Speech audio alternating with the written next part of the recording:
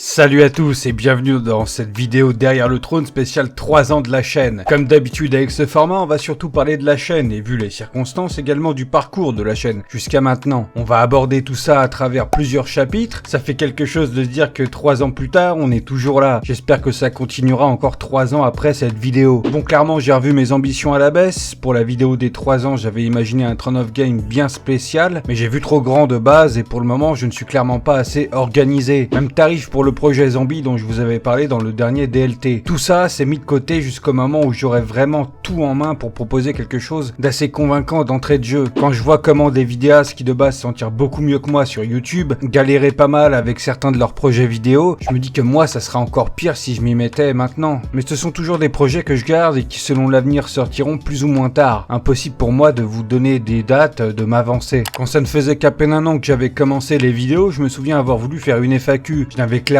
pas beaucoup de questions et surtout de bonnes questions. Donc ça ne s'est jamais fait, mais vu qu'on est 3 ans après le début de la chaîne, on est parti pour retenter le coup. Du coup, je vous invite tous à prendre le temps, si vous avez des idées de questions, pour les poser en commentaire de cette vidéo avec le hashtag FAQ des 3 ans. Et si vous êtes sur Twitter, vous pouvez le faire. Pareil avec le hashtag, mais en me mentionnant également dans votre tweet. Après tout ce temps, je me dis que c'est déjà plus pertinent et j'ai bon espoir que cette fois-ci, il y aura assez de questions intéressantes pour faire une bonne vidéo FAQ. Une vidéo qui sera donc forcément tournée entièrement en face cam. J'aurais bien voulu vous faire cette vidéo des 3 ans entièrement en face cam, mais je me sentais pas de répéter mon texte devant la caméra. Je pense que ça se serait senti et en face cam, personnellement, j'aime beaucoup la spontanéité. Ça permet d'avoir des séquences authentiques et parfois drôles qui sentent le vrai et non quelque chose de préparé ou calculé. Dans le dernier DLT, j'avais simplement préparé quelques gros points et même si la vidéo est sympa, je trouve qu'elle aurait pu être beaucoup plus fournie en termes d'infos si elle avait été complètement en voix off, d'où ma décision pour cette vidéo des 3 ans. Donc encore une fois, pour conclure cette intro, je compte sur vous pour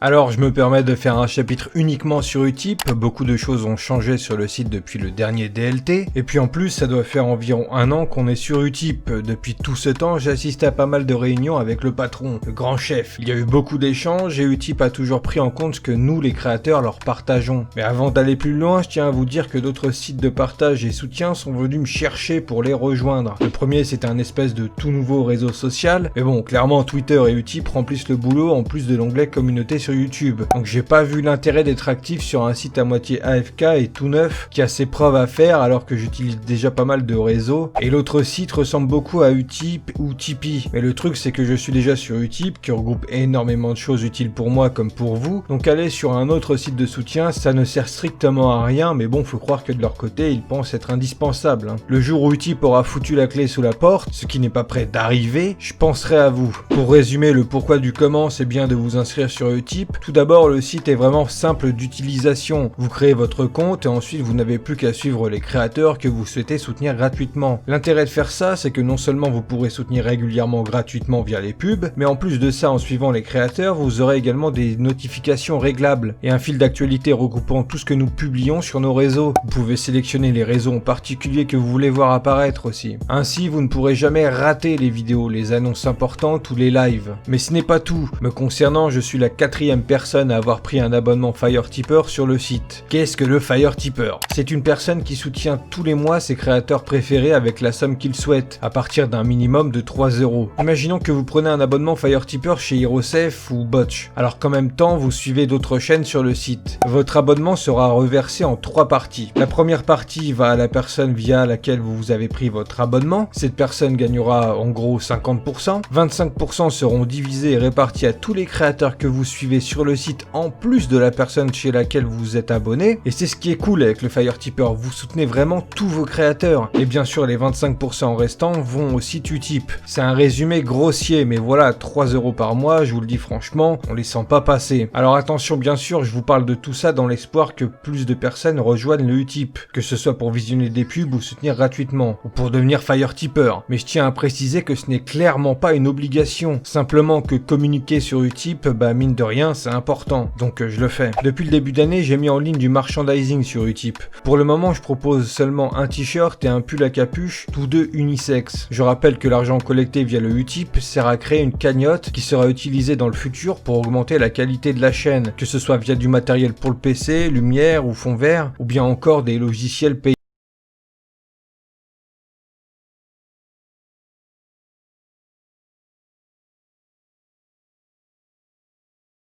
Bon alors là ça va être relativement court, j'ai vraiment du mal à me tenir à un horaire précis et constant dans la semaine pour vraiment faire des lives souvent. Dernièrement on a fait My Friend Pedro et c'était cool que certains soient passés en plus des nouveaux qui ont débarqué avec Monsieur Incré, un collègue vidéaste. Je vous conseille d'aller y faire un tour, je mettrai sa chaîne en description. J'ai plusieurs envies de stream, pour tout vous dire je dois absolument finir les derniers DLC d'Assassin's Creed Odyssey pour enfin bosser la vidéo critique des DLC justement, et ensuite je compte vous proposer du The Witcher en live. J'ai eu les 2 premiers pour pas cher sur Steam durant les soldes. Dites-moi ce que vous en pensez, vu que la série Netflix arrive, je me dis que ça peut être sympa qu'on se plonge ensemble dans les jeux, comme on l'avait fait avec les Telltale The Walking Dead l'été dernier. Si jamais ça vous chauffe autant que moi, je ferai un sondage pour cibler les horaires qui vous conviennent le mieux et j'essayerai de m'y tenir. Grosse info, depuis maintenant plusieurs semaines, j'ai obtenu mon code créateur Epic Games. Alors avant de me crier dessus avec Fortnite, calmons-nous. Il y a très peu de chances de me voir y jouer en live. En revanche, pour ceux qui ne le savent pas, Epic Games c'est un Eldorado pour les jeux sur PC. Toutes les semaines, Epic Games offre un jeu. Depuis que je m'y suis mis, je dois avoir presque 10 jeux et je les ai tous eus gratuitement. Bien sûr, il n'y a pas eu que des gros titres, mais c'est clairement des jeux bien sympas. Je vous avais fait un petit live ou deux sur Gungeon qui est un roguelike très sympa. Alors donc, même si je me projette pas dans l'idée de vous faire des lives Fortnite, il est très possible que je stream à l'avenir sur des jeux du store Epic Games. Si je n'ai pas encore parlé de tout ça, alors que ça doit faire bientôt 1 ou 2 mois que j'ai eu mon code créateur, c'est parce que le nom du code créateur n'est pas vraiment approprié pour la chaîne. Lorsque j'avais fait la demande du code, mon pseudo sur Epic Games c'était Baboulinet. Et depuis que j'ai eu le code, eh bien c'est Baboulinet et pas Tokoitog qui est mon pseudo actuel et qui correspond mieux à la chaîne. Le truc c'est que durant la validation du code, j'avais beaucoup de réponses de la part de Epic. Je communiquais même avec une personne en particulier, mais depuis que j'ai demandé à faire changer le nom de mon code créateur, je n'ai aucune réponse. Autant dire que ça fait chier, mais je suis les conseils de Jonathan qui me conseille d'attendre vraiment qu'il le change avant de l'utiliser. C'est ce que je fais depuis, mais bon, clairement si durant le mois d'août ça change pas, bah on gardera le code créateur Baboulinet. J'enverrai à nouveau un email pour les prévenir de ne finalement pas le changer et je jouerai là-dessus en live avec ma voix à la Baboulinet. Ça peut être un bon délire même si le nom correspond pas vraiment à la chaîne YouTube.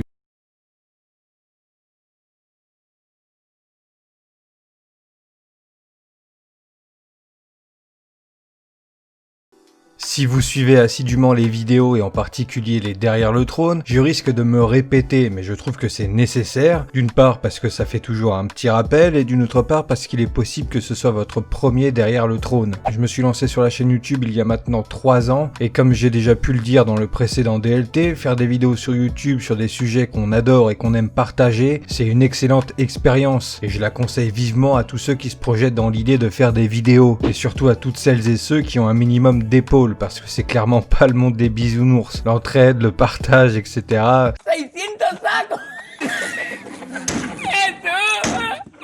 C'est un peu la jungle, on va pas se le cacher. Ça a énormément de bons côtés, mais ça a aussi de mauvais côtés. Je vais pas vous faire la liste. Je crois en avoir déjà parlé un peu plus, mais si jamais vous avez des questions, bah pensez à l'FAQ en commentaire. YouTube, c'est une bonne expérience et sur la chaîne, on a eu quelques succès sur des vidéos, ce qui a permis d'avoir beaucoup de trafic, on va dire, durant un moment. Mais ça s'est pas mal estompé avec le temps et depuis 1 an, il ne s'est rien passé d'extraordinaire. Je vais pas vous le cacher, c'est pas mal compliqué à gérer dans le sens où il y a eu un moment où beaucoup de personnes venaient sur la chaîne. Soyons précis, il s'agit bien évidemment de la fin d'année 2017, où durant la sortie de Star Wars The Last Jedi, la vidéo sur la théorie Snoke Windu a littéralement explosé au point que c'est l'une des vidéos francophones sur Star Wars ayant le plus de vues sur YouTube. Elle avait déjà pris environ 30K vues durant le cours de l'année, puis en décembre durant une courte durée, ça grimpait 50K, 100K, 150K, 200, etc. jusqu'à plus de 400K vues et durant ce temps, la critique salée et la vidéo sur pourquoi je parle de Disney Star Wars avaient eu un nombre de vues très correct. À ce moment-là, j'étais vraiment comme ça.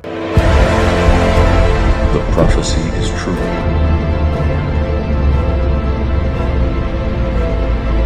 Et puis en quelques semaines, ça s'est évaporé, on s'est retrouvé à être plus de 2000 certes, mais ce chiffre n'a été actif que plus ou moins 2 semaines, voire allez, un mois, et depuis, les vidéos ont du mal à grimper, si ça parle pas d'Assassin's Creed ou de quelque chose bien dans l'actualité, et c'est assez relou à constater, très clairement. Quand je vois par exemple que la vidéo théorie sur Virgil pour DMC5 a fait 4K vues, alors qu'elle m'a pris moins de temps à faire que la vidéo TOG sur DMC5, que j'ai sorti cette année, qui elle n'a même pas 100 vues, ça me fout forcément les boules. Je voulais parler un peu de ça. Après attention, je suis extrêmement fier du parcours, mais c'est normal d'avoir personnellement des moments où tu te demandes si ça vaut vraiment le coup de continuer à proposer des gros contenus alors que ça suit pas forcément derrière. Sans compter le fait que la chaîne est démonétisée et que donc les vidéos sont beaucoup moins mises en avant par YouTube, tout ça n'aide pas. Je me demande même parfois si certains d'entre vous ont toujours des recommandations par rapport aux nouvelles vidéos. C'est en grande partie pour ça que depuis l'an dernier, je me suis mis à vous mettre un court message en début de vidéo pour mettre le pouce bleu, le partage et aller sur le Utip pour vraiment que les vidéos aient un minimum de chances de tomber sur des personnes qui ne connaissent pas la chaîne et seraient potentiellement intéressées à s'abonner ou à partager les contenus. Par rapport à cette question de monétisation de la chaîne, pour vous la faire courte, durant les premiers mois de la chaîne, je démonétisais moi-même manuellement les vidéos avant chaque publication parce que je voulais pas les monétiser par la simple raison que je ne voulais pas me limiter par rapport aux musiques utilisées. Mais depuis quelques temps maintenant, j'essaie d'arranger ce souci parce qu'en fait depuis plus d'un an, c'est la chaîne qui a été démonétisée et du coup, ça me restreint au niveau du super chat et au niveau des sponsors. J'ai quémandé tel un clodo auprès des personnes de chez YouTube à travers Twitter, mais avec une personne en particulier, on n'arrive pas à trouver un créneau. Alors est-ce que je me fais ignorer volontairement par la personne? Je sais pas, mais j'essaie de régler le souci. Je me dis qu'avec une chaîne monétisée, mais sans que les vidéos le soient forcément, la chaîne pourrait être mieux mise en avant. Enfin bref, si quelqu'un de chez YouTube voit cette vidéo ou quelqu'un qui connaît quelqu'un de chez YouTube voit cette vidéo, ceci est un appel à l'aide. Au secours! Je disais donc, oui, j'ai parfois des moments de mou quand je suis un peu dépité de ne pas faire plus de vues que ça sur une vidéo que j'ai beaucoup bossé. Pour vous dire un exemple très récent, la vidéo sur Death Stranding, clairement j'étais dégoûté parce que pour moi, ça pouvait intéresser beaucoup de monde. Le titre est simple, on sait ce qui va être traité précisément, et ça n'a pas pris alors que j'ai passé une semaine sur la vidéo à faire des recherches, et je trouve l'ambiance très sympa dans la vidéo, même si je sais que c'est moi qui l'ai faite, elle me donne envie de jouer au jeu en fait, et découvrir les mystères de ce dernier. Donc vraiment, je comprends pas. Et pour vous donner vraiment une grosse déception, c'est la critique salée 3 sur la saison 4 de Fear the Walking Dead, sur laquelle j'ai commencé à bosser durant la deuxième partie de saison, jusqu'à la sortie pour Halloween en fin octobre. En gros, ça a été pas mal de construction autour de la vidéo de août jusqu'à fin septembre, pour ensuite un mois d'écriture, de prospection et énormément d'heures de montage intensif sur une semaine et demie, voire 2 semaines. Donc clairement, c'est pas rien et finalement la vidéo fait à peine 200 vues encore à l'heure actuelle. Mais ça ne me découragera jamais. Ça met un petit coup, mais je continue, parce qu'en fait, ce qui m'arrive de plus en plus, c'est que lorsque je suis sur une vidéo, que ce soit pendant la prospection d'images et vidéos ou pendant le montage, entre temps, il m'arrive d'avoir des idées de prochaines vidéos qui me donnent plus envie que la vidéo sur laquelle je travaille déjà. Parce que vu que c'est une idée nouvelle, j'ai envie d'écrire, de faire des recherches. Parfois, je fais une pause d'une journée ou deux sur un projet en cours, juste pour écrire une prochaine vidéo à l'avance, ou en tout cas, construire la base de celle-ci. Donc tout ça pour dire que même si ça m'arrive d'avoir un coup de mou par rapport au non-succès d'une vidéo,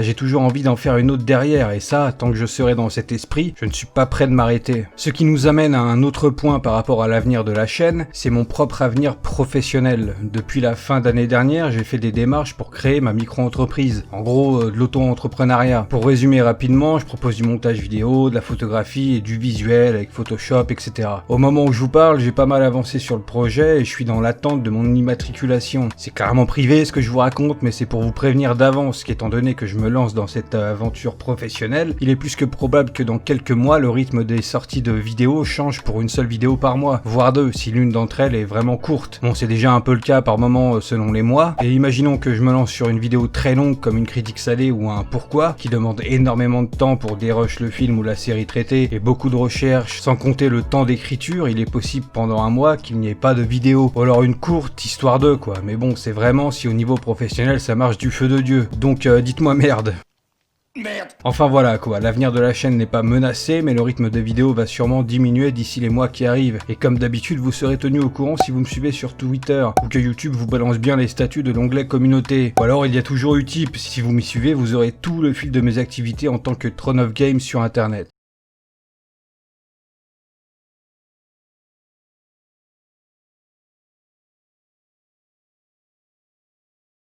Alors comme je vous le disais plus tôt, les projets ambitieux comme le format zombie sont mis en retrait, mais en termes de vidéos entre guillemets habituelles, je peux vous parler des prochaines grosses vidéos qui verront le jour dans les mois à venir. La première, c'est bien évidemment la critique salée sur la saison 5 de Fear the Walking Dead, que je compte sortir en 2 parties pour chaque moitié de saison. Ça me permettra de pouvoir souffler en termes de montage, et pour vous ça fera donc 2 vidéos et moins longues à regarder que la dernière critique salée. Depuis 2 semaines, je suis également pas mal sur un projet de vidéo sur les Visiteurs, la Révolution, sorti en 2016.